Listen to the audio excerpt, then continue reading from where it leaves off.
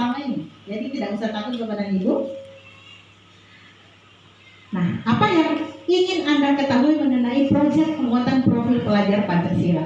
Jadi saya ingin tahu dulu produk apa yang ingin Bapak dan Ibu kehendaki dalam pertemuan hari ini. Yang sampai saya jauh-jauh dari pokoknya itu datang kamari. Bang kamari datang kamari baru mau cerita. Nah, itu kan. Jadi setidaknya ada output, ada produk yang kita hasilkan dari pertemuan kita hari ini. Produknya berupa apa? Banyak produk Lope 5 mungkin. Apa yang ingin dikehendaki? Saya mah tanya kemauan dari klien ya, Bapak dan Ibu, saya anggap klien. Ingin modul P5, kemudian proses apa?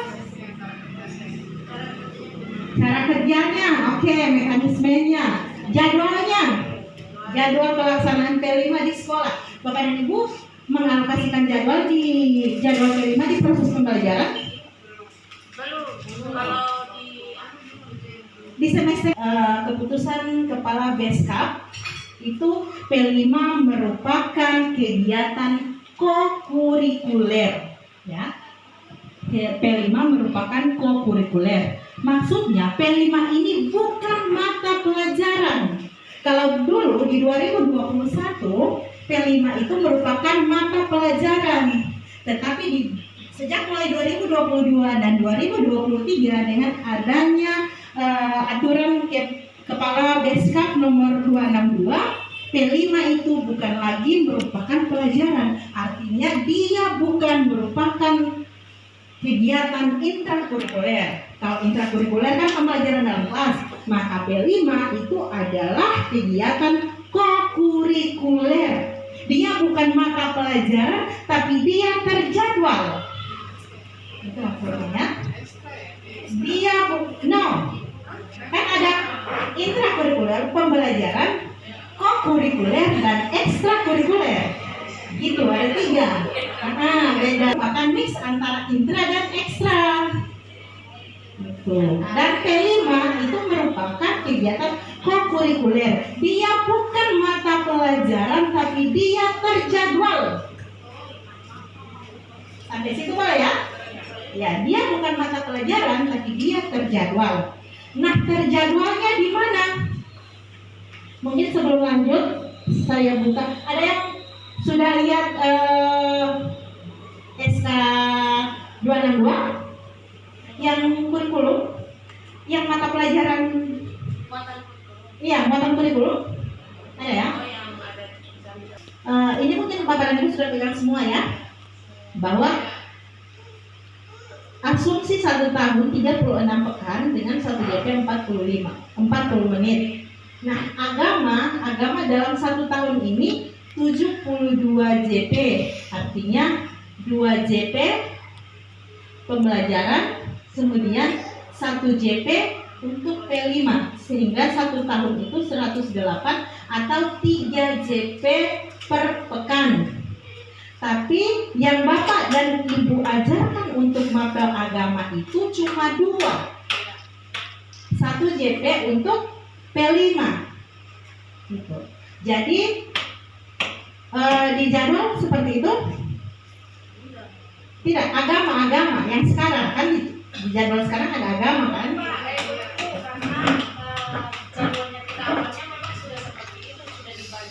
Mapel semuanya itu tiap mapel ada 1 JP untuk P5. Jadi kalau ada 10 mapel, maka ada 10 JP untuk P5. Jadi Bapak dan Ibu, di dalam 1 pekan JP untuk P5 itu 10 JP. Itu 1 hari berapa JP?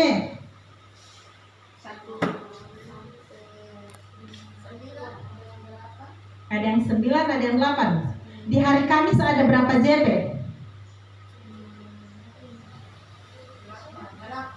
Di hari Jumat ada berapa JP?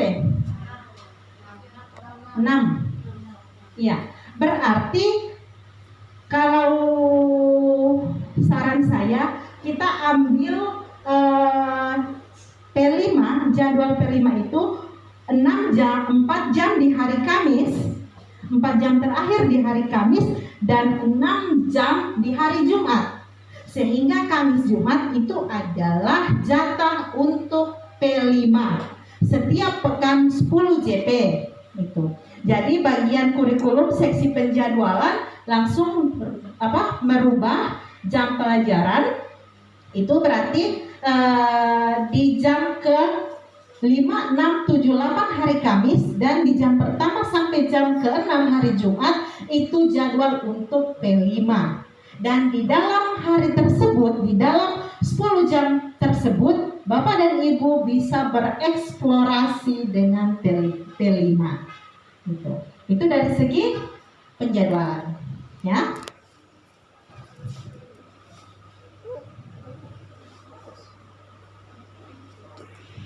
Oke, kita lanjut ya. Tapi sebelum itu, ada yang mau tanya tentang jadwal P5?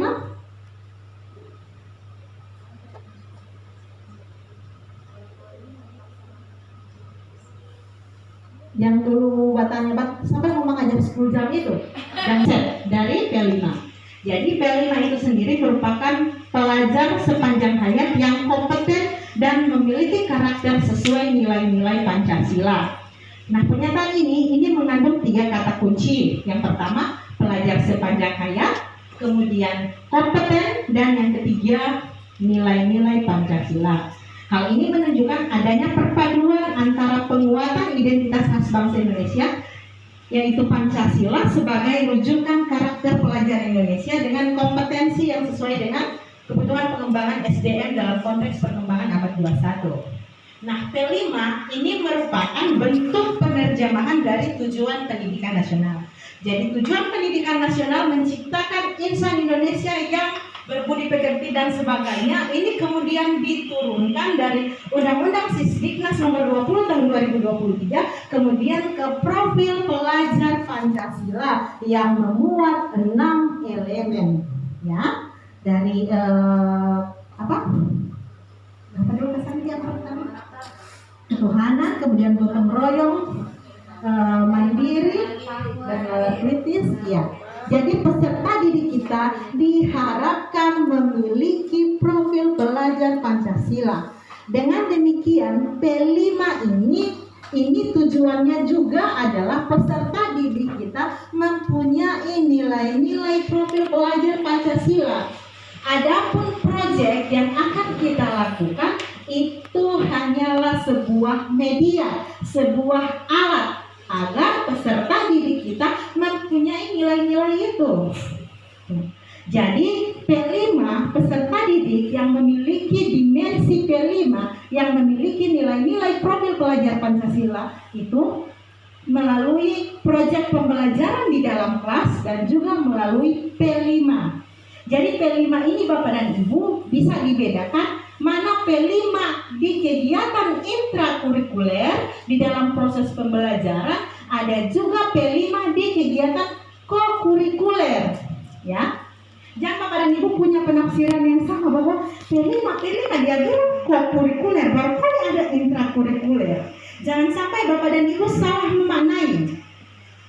Kalau P5 di kegiatan pembelajaran atau kegiatan intrakurikuler, berarti semua kegiatan kita, misalnya kita di kegiatan pembelajaran pakai metode discovery atau inquiry, maka di pelajaran discovery otomatis kan tetap saja kita di penilaian sikap tetap ada gotong royong, tetap ada bernalar kritis, dan itu namanya P5 yang ada di kegiatan intrakurikuler.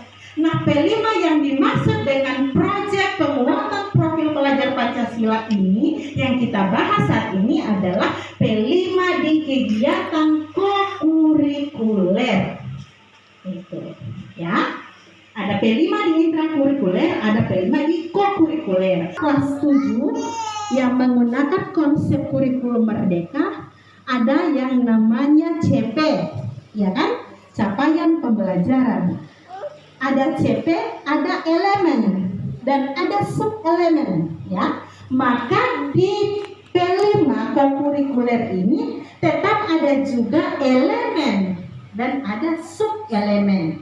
Jadi ada elemen beriman dan bertakwa kepada Tuhan Yang Maha Esa, elemennya apa, sub elemennya apa, gitu.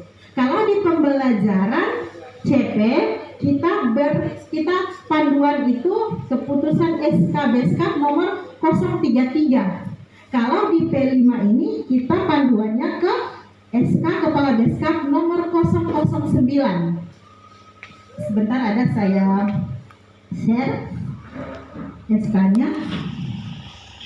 Nah, ini alur perkembangannya. Jadi di hasil akhirnya nanti ada modulnya, ada asesmennya, ada raportnya, gitu. Nah, proyek penguatan profil pelajar Pancasila adalah pembelajaran lintas disiplin ilmu. Kenapa dikatakan lintas disiplin ilmu? Karena kan dari 10 JP itu bukan cuma dipegang oleh satu orang guru atau satu mapel saja, tapi itu kan 10 JP itu kan akumulasi dari 10 mapel. Makanya dikatakan pembelajaran P5 itu merupakan pembelajaran lintas disiplin ilmu. Bukan hanya satu ilmu, tapi lintas disiplin ilmu. Karena dia merupakan akumulasi dari 10 mapel yang ada. Jadi, siapa yang mau kasih ini untuk P5? Semua guru mata pelajaran yang ada 10 itu DP P5. Tapi namanya bukan guru ya, bukan guru, tapi namanya tim fasilitator P5.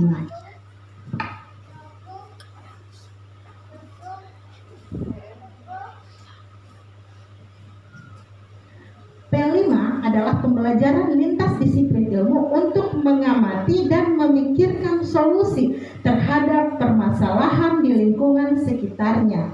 P5 merupakan pendekatan pembelajaran berbasis project based learning,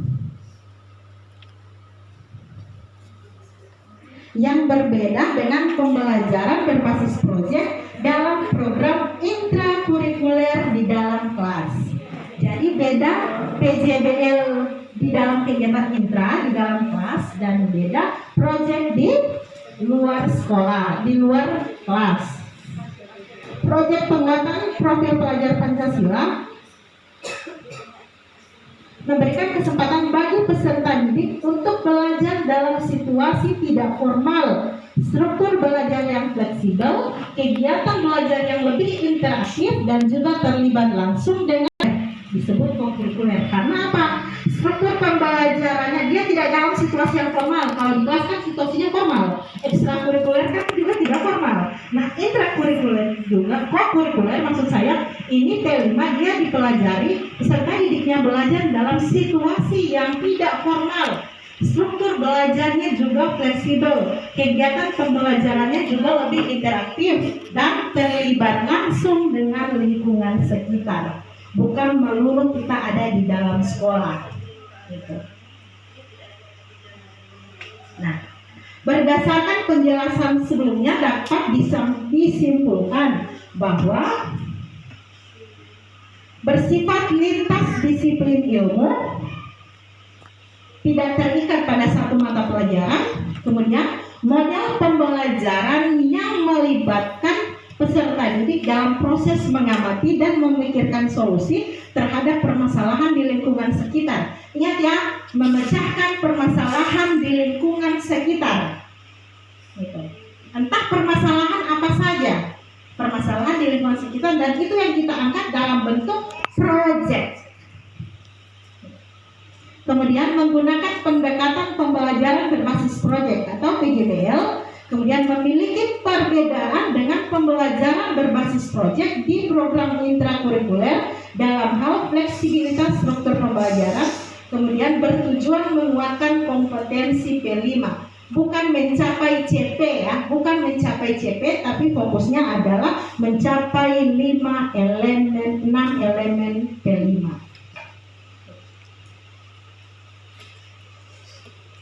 Nah, hal apa yang perlu Bapak dan Ibu ketahui terkait?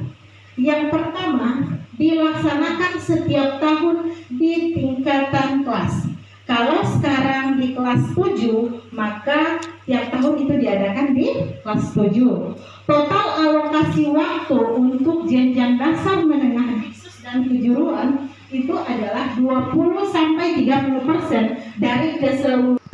Saya bahasakan topik khusus itu adalah kontekstualisasi dari tema. Jadi